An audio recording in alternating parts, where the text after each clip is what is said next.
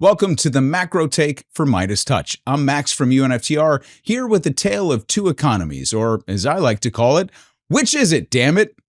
As usual, the White House is pouncing on any and every piece of news that bolsters its argument that the economy is on solid ground, and, in fact, it's growing, and you can't blame them for that. And depending upon which news outlet you tune into, you might even hear this sentiment being echoed.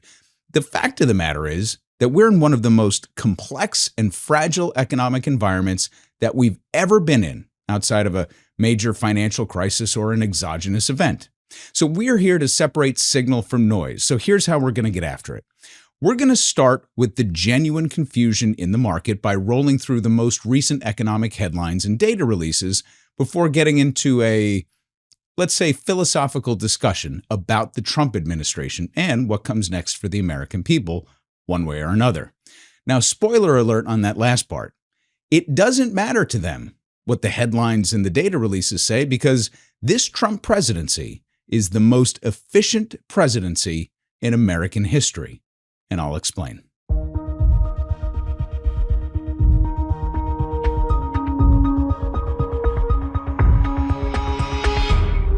Trying to make sense of economic data these days is like trying to figure out if we're at war. Hey, we're winning the war. We're losing the war. We control the strait. No, they control it. It's not a war. It's a war. It's just a disagreement.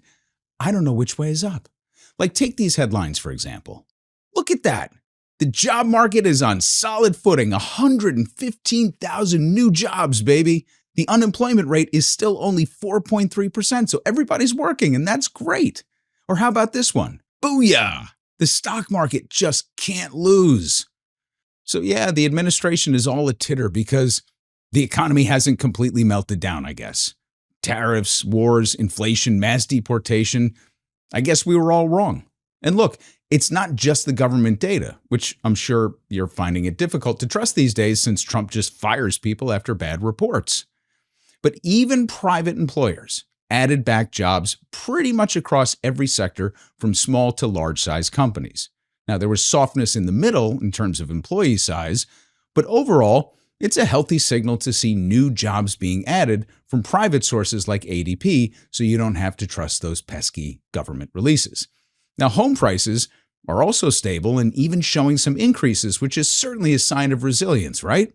And in terms of Trump's big, beautiful plan to reduce the nation's trade deficit, year to date, the deficit is down by $211 billion, or 55% compared to the same period in 2025. So, problemo el saldo, right? So I give you this to show you how easy it is to massage the narrative when it comes to the economic picture in the country. Because if this was the entire picture, it wouldn't really square with most of our experiences. Like, if you see this stuff and something feels off, believe me, you're not alone, nor are you crazy. So let's dig a little bit deeper by starting with this analysis from CNBC that correctly diagnoses the symptoms, but stops short of examining root causes.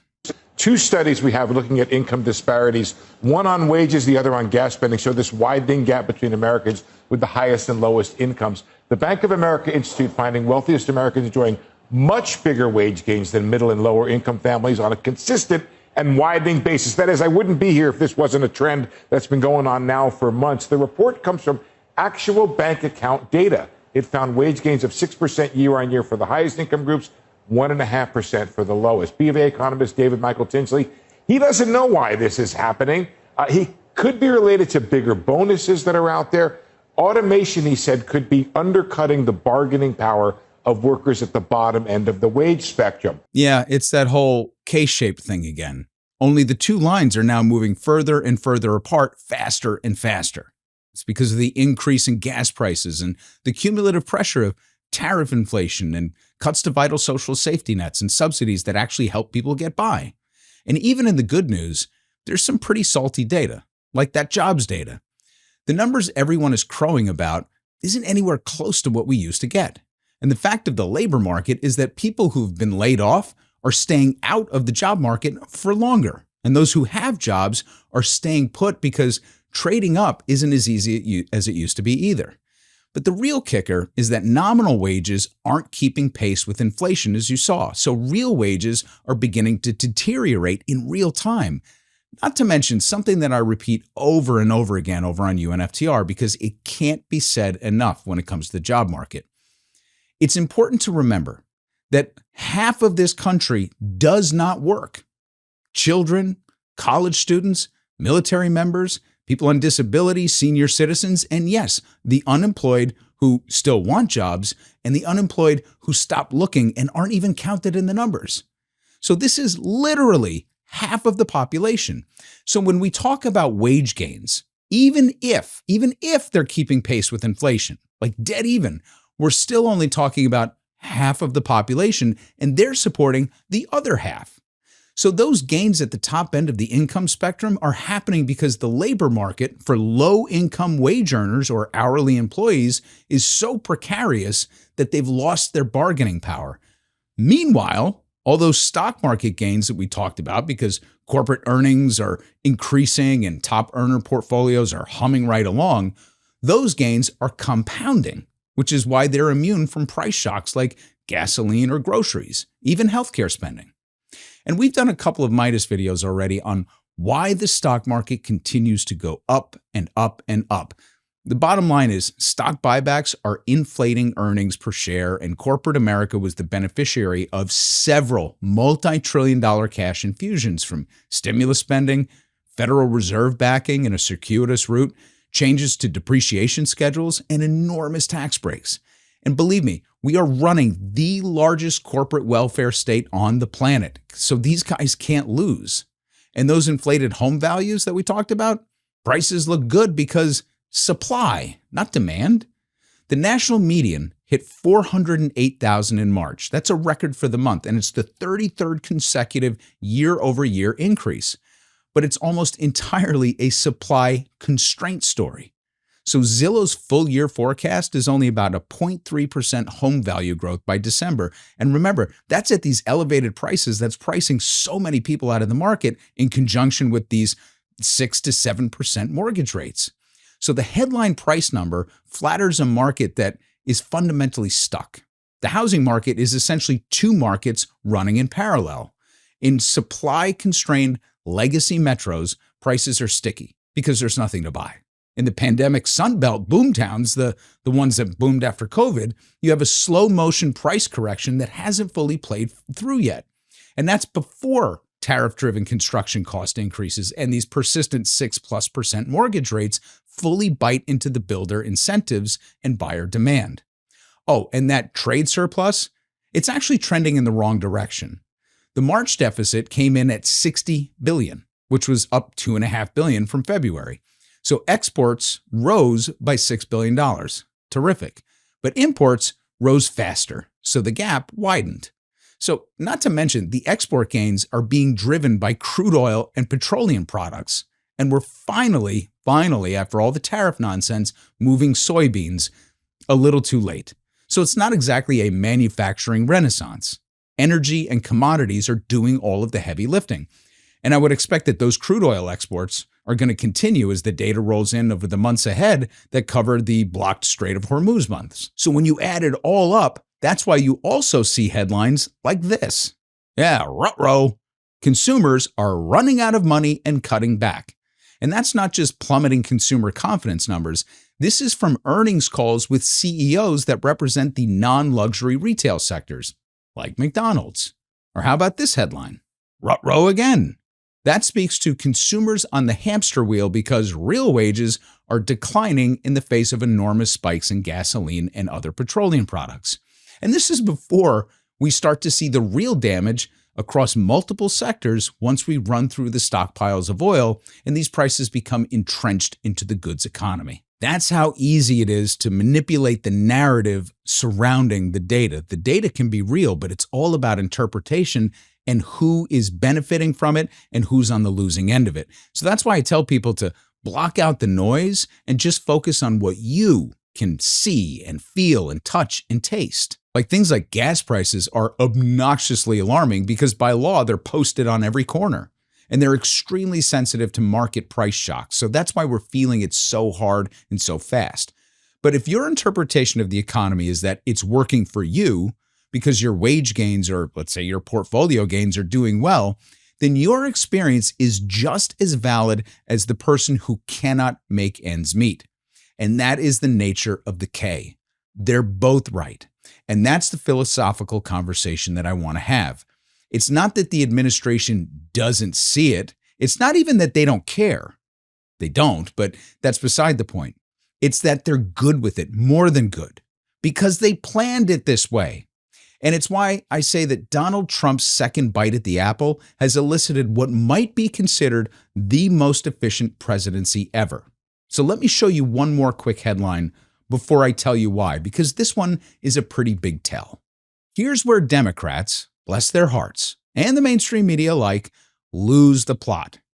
The Treasury is going to issue a historic amount of debt just to keep the government running because of our exorbitant deficits. We're spending more recklessly than ever, which is always the case in the modern era, at least under Republican rule. Of course, we've been so heavily medicated by places like Fox News that the opposite narrative has taken hold. Like if you ask the average American which party spends more money, dollars to donuts, every single one of them would say the Democrats. But here's the thing, it doesn't matter because it's the wrong conversation. So here's the philosophical part before I tell you why Donald Trump is doing such a stellar job by his own metrics, no matter what the data tell you. Not only can we run exorbitant deficits, we have to. It's literally our job as the world's reserve currency. If we're not putting out more dollars into the world than we take in, the world stops spinning. That's by design ever since Bretton Woods in 1944. That was the grand compromise among all of the Allied powers because we were the only ones who were stable enough to build a new global monetary system around. Those dollars are called euro dollars, not because they're tied to the euro or Europe for that matter. We're just a Europe-centric type of mindset. It's a little bit of a misnomer in that way. It just means that these are dollars that exist outside of the United States, but they're still US dollars. And then in the 1970s, we doubled down with the petrodollar system, whereby oil was traded as a global commodity, but it was priced in dollars.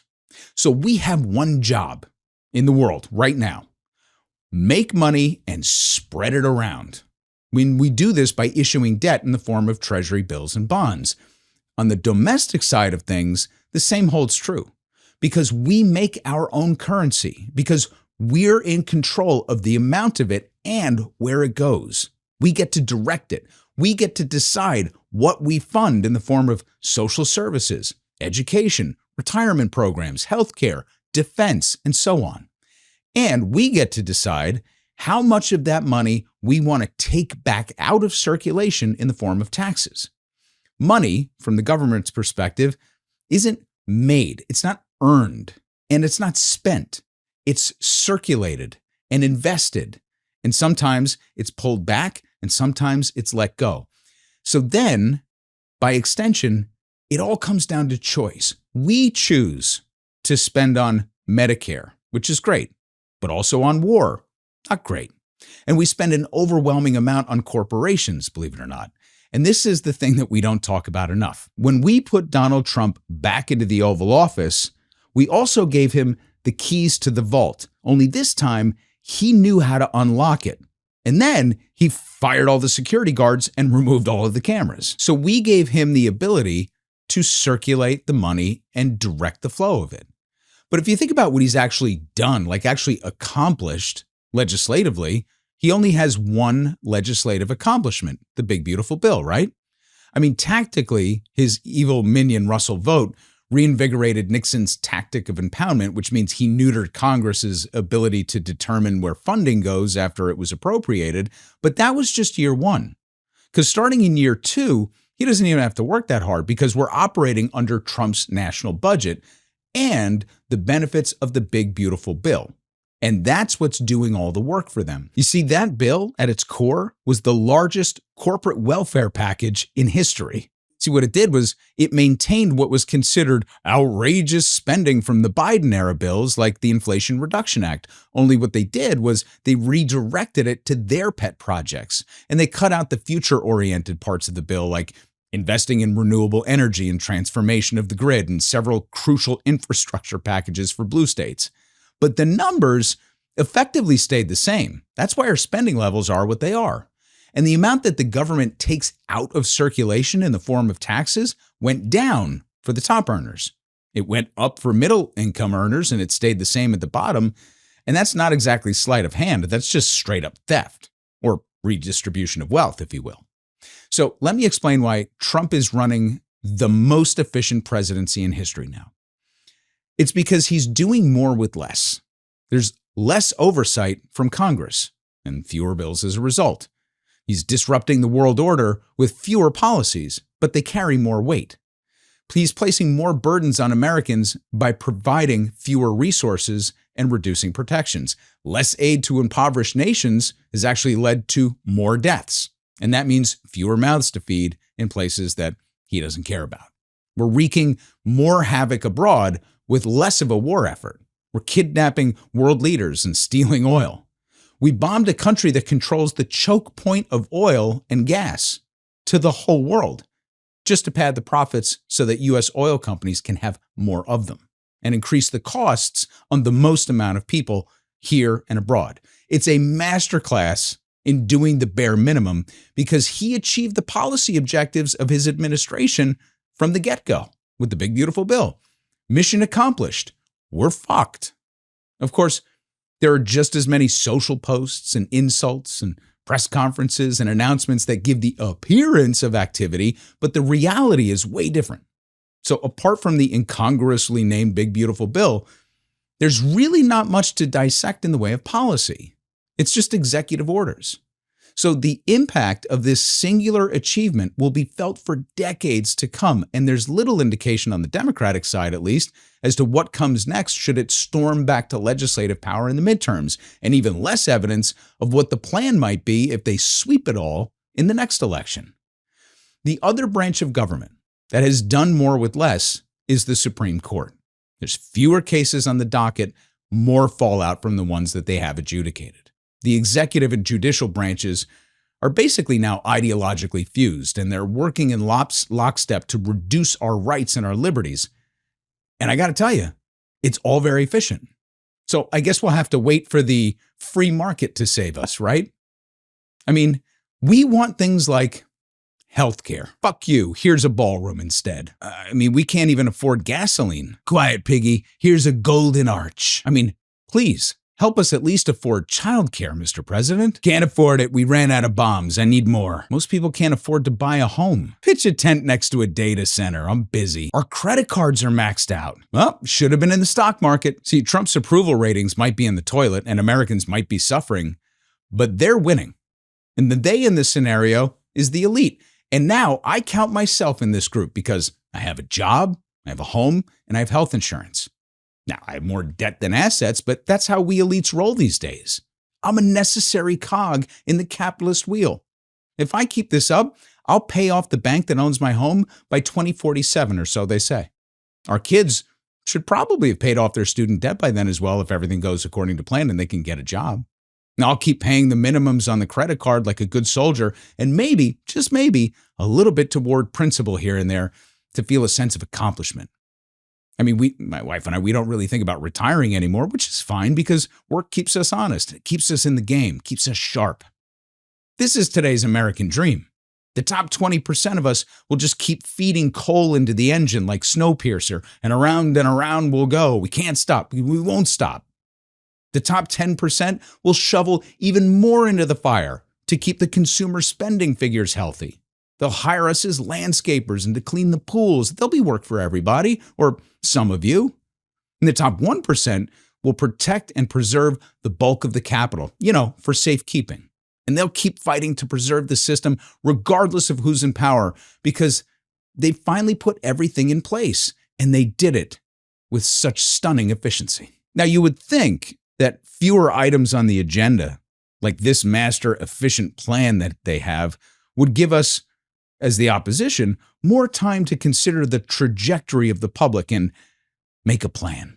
But the fallout from their minimal effort is so overwhelming that it just seems easier at times to just react to the administration's reactions. The outrage machine in the attention economy is also always churning out more for us to chew on. And this might be the most productive machine in the nation, and one that requires, again, the least amount of energy and effort to run, because he can keep this up all day, every day.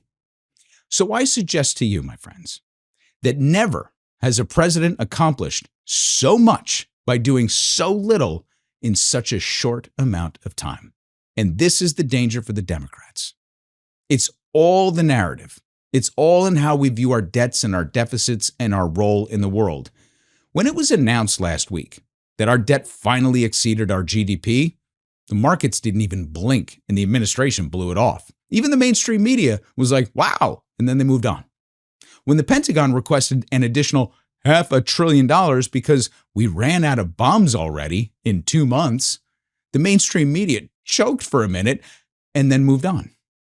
When Trump said we can't do things like education and childcare because we need more money for the military and the interest on our debt, everybody was outraged for a minute. But when Democrats come back into power, I guarantee you the narrative will switch on a dime. And my guess is that the names being floated right now are all going to fall right into the same trap, and they'll start talking about fiscal discipline and closing budget deficits and all of that, because too few understand that it is actually our job to circulate the money here, there, everywhere. Literally our number one job. So let's make it real. Forget about interest on the debt, because as much as everyone's freaking out about running 120% debt to GDP, just remember, Japan runs double that, because it too is a sovereign currency nation, but they're not even close to the importance of the US dollar currency. Now, we can debate this another time. I just want to lay out the case for how Democrats should be thinking about the upcoming decades. Because if you were concerned about the budget being neutral, a 1% tax payroll, a 3% tax on 30 million or more, and reinstating the alternative minimum corporate tax of 15% of profits so companies like Amazon and Tesla can't get away with paying $0 in taxes like they are now, then guess what we get for that? Medicare for all. And that reduces the total cost of administering healthcare by $500 billion annually, according to every single study. And if you reposition 1/2 of our proposed Pentagon budget into domestic and civilian labor corps projects, you basically create a jobs guarantee. And if you get rid of subsidies for fossil fuel companies and reinvest that money into renewable energy conversion and grid reliability projects, we can actually have a clean energy future and put those people from the civilian labor corps to work in the process. There's one big difference between Democrats and Republicans, because they both know this would work. They both know it would help people and it would help the planet and that we can afford it. The difference is that Democrats won't say it or do it because they're afraid of the label tax and spend. So the difference is that the Republicans don't give a shit because they're all about them and they're too busy rolling around in their ill-gotten gains like Scrooge McDuck. But if we had the courage to do something this bold, it would flip the script.